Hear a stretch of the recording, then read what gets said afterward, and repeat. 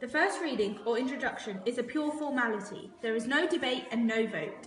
In the House, the first reading involves nothing more than placing a copy of the bill in a hopper, more commonly known as a tray, on the clerk's desk. The most important factor to comprehend at this stage is the sheer volume of legislation that is introduced in Congress. In a typical Congress, anything between 10,000 and over 14,000 bills are introduced. Of these, only around 2 to 4% actually make it into law. The process explains largely why this percentage is so small. The 112th Congress was the least productive in terms of legislation of any recent Congress, with only 238 of the 10,417 bills introduced becoming laws. Go.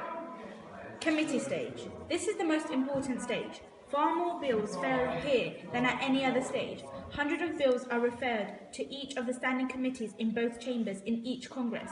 This is far more than they can handle. A significant number are pigeonholed, put to one side, with no action taken on them at all, no hearings and no vote. It is those with a good deal of support from members of Congress, the White House, the administration, or interest groups, for example, that are giving hearings. The hearings may either be in the full committee or in the relevant subcommittee. There are other reasons why this stage is so important.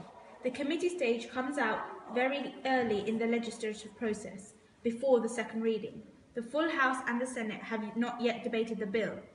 Once the hearings have been completed, the committee holds up a markup session, making the changes it wishes, amendments, before reporting out the bill, effectively sending it on its next stage. The report written by the committee does 4 things: states the main aims of the bill, reviews the amendments made by the committee, estimates the cost of implementation, and recommends future action to be taken by the full chamber. Go. Timetabling. By the time Congress has been in session for a few months, a huge number of bills will be waiting to come to the floor of both chambers for their second reading. While there are dozens of committee and subcommittee rooms, there is only one floor in each house. Something of a legislative traffic jam develops, with bills queuing for their turn on the House and Senate floors. The Senate deals with it through what are called unanimous consent agreements. These are in effect agreements between the Senate majority and minority leaders on the order in which bills will be debated on the Senate floor. The House of Representatives deals with it through the House Rules Committee. The prioritizing role of the House Rules Committee makes it kind of a legislative gatekeeper or traffic cop, allowing some bills through but holding others back. Second reading. This is the first opportunity for the full chambers to debate the bill. In the House, most bills are debated at the second reading in the committee of the whole House.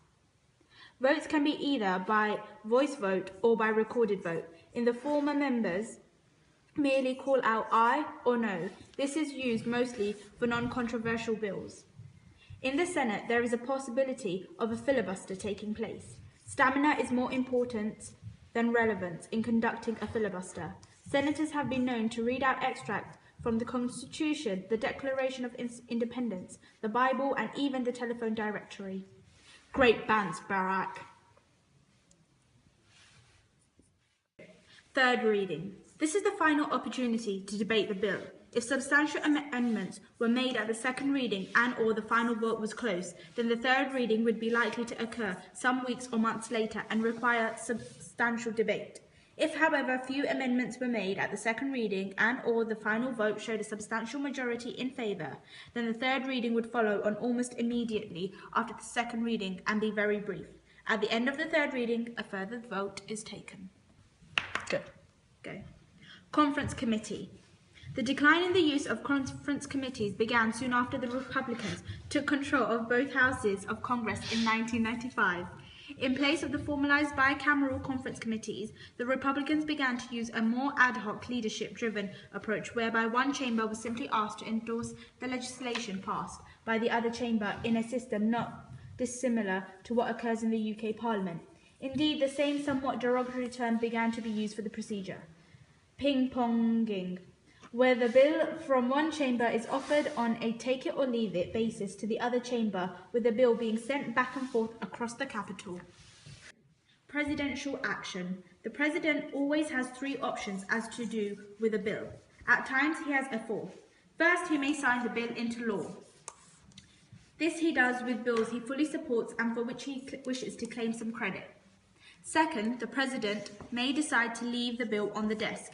He does this for bills upon which he takes no position at all. Third, the President may veto the bill, using a regular veto. He does this to bills that he strongly opposes.